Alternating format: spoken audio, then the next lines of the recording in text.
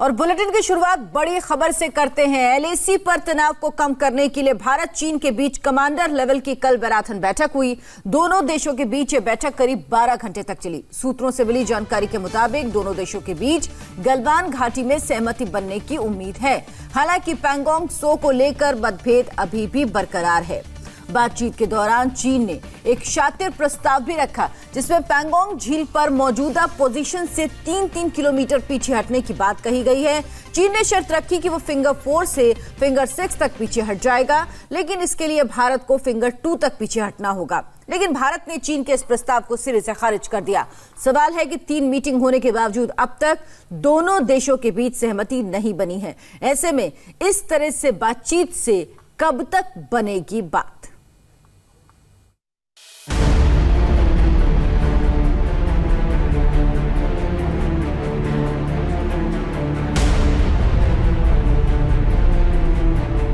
तनाव के बीच तीसरी मुलाकात।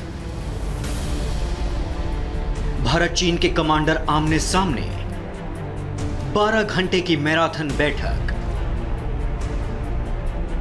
यह सब कुछ किया गया ताकि लाइन ऑफ एक्चुअल कंट्रोल यानी एलएसी पर तनातनी को कम किया जा सके।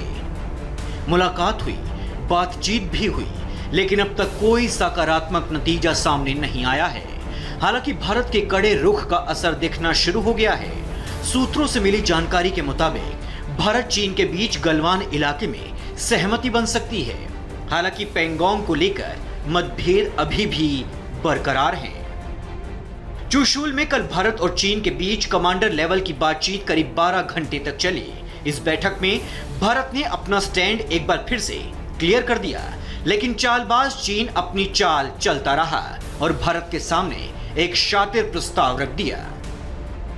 चीन का शातिर प्रस्ताव। चीन ने कहा है कि दोनों देशों की सेनाएं पैंगोंग झील पर अपनी मौजूदा पोजीशन से 3-3 किलोमीटर पीछे चली जाएं। चीन ने शर्त रखी है कि वो फिंगर 4 से फिंगर 6 तक पीछे हट जाएगा, लेकिन इसके लिए भारत को फिंगर 2 तक पीछे हटना होगा।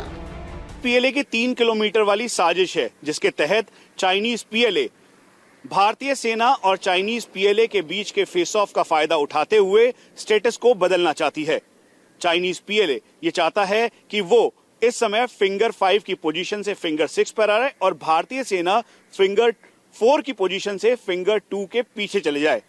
इसीलिए इस 3 किलोमीटर वाली म्यूचुअल डिसएंगेजमेंट थ्योरी को पूरी तरह से कोर कमांडर 14 कोर के लेफ्टिनेंट जनरल हरिंदर सिंह ने नकार दिया। इस वक्त भारतीय सेना ने अपनी पोजीशन फिंगर 4 पर बना रखी है।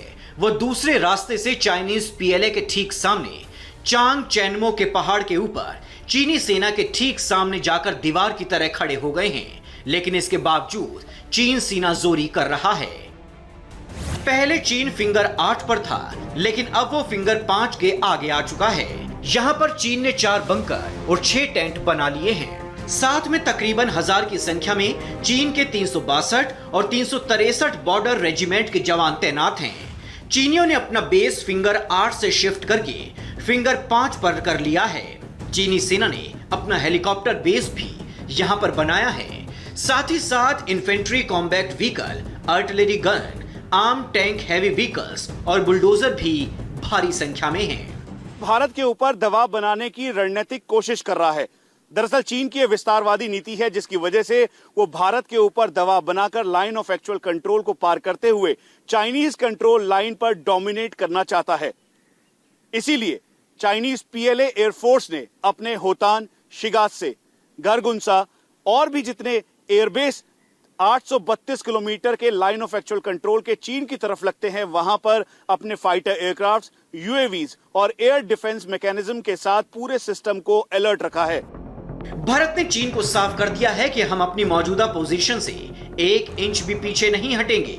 नो कॉम्प्रोमाइज पॉलिसी के तहत भारत ने साफ कर दिया है कि पीछे लौटना है तो चीन को लौटना पड़ेगा, वो भी ओरिजिनल पोजीशन पर, यानी फिंगर 8 के पीछे अपनी पेट्रोलिंग कैंप में।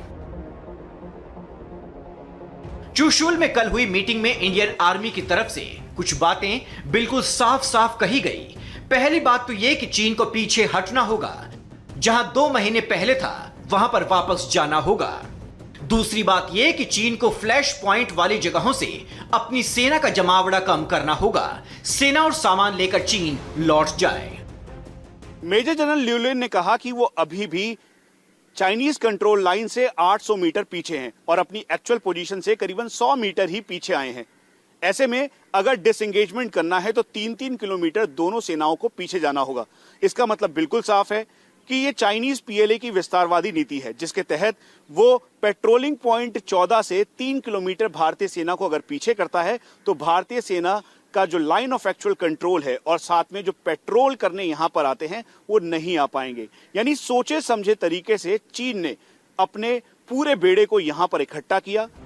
इंडिया टीवी को मिली जानकारी के मुताबिक इस कोर कमांडर लेवल मीटिंग में भारतीय सेना की तरफ से यह साफ कर दिया गया है कि चीन अप्रैल 2020 के स्टेटस को माने, चीनी सेना हर पॉइंट पर अपनी ओरिजिनल पोजीशन पर जाए। चुमार से लेकर डीबीओ तक 832 किलोमीटर की लाइन ऑफ एक्चुअल कंट्रोल पर अपनी सेना की तादाद कम करते हुए पीछे हट जाए। लद्दाख की गलवान घाटी में पिछले दिनों भारत और चीन के सैनिकों के बीच हुई हिंसक झड़प के बाद दोनों देशों के बीच तनाव को कम करने के लिए बातचीत का दौर जारी है। इस बातचीत के बीच चीन से लगी 3488 किलोमीटर लंबे बॉर्डर पर भारत ने चीन को माकूल जवाब देने के लिए पूरी तैयारी कर ली है। एक महीने में यह तीसरा मौका था जब तनाव कम करने के लिए भारत और चीन के बीच कोर कमांडर लेवल की बातचीत हुई। कमांडर्स कॉन्फ्रेंस का राउंड 1 6 जून को चीन के मोल्डो में हुआ। फिर कोर कमांडर लेवल बातचीत का राउंड 2 22 जून को हुआ। यह मीटिंग भी चीन के मोल्डो में हुई, जबकि कल यानी 30 जून को कमांडर कॉन्फ्रेंस का राउंड 3 था। तनाव को कम करने के लिए दोनों ओर से कोशिशें जारी हैं। चीन हर बार इस बातचीत में शामिल तो होता है, लेकिन अड़ंगा लगाकर उलझाए रखता है। चाइनीज फौज किसी भी तरह प्रेशर बनाकर अप्रैल की सिचुएशन पर वापस लौटने से बचना चाहती है, लेकिन भारत को इससे कम कुछ भी मंजूर नहीं। दिल्ली से मनीष प्रसाद के साथ अमित पालेत, इंडिया टीवी, लद्दाख।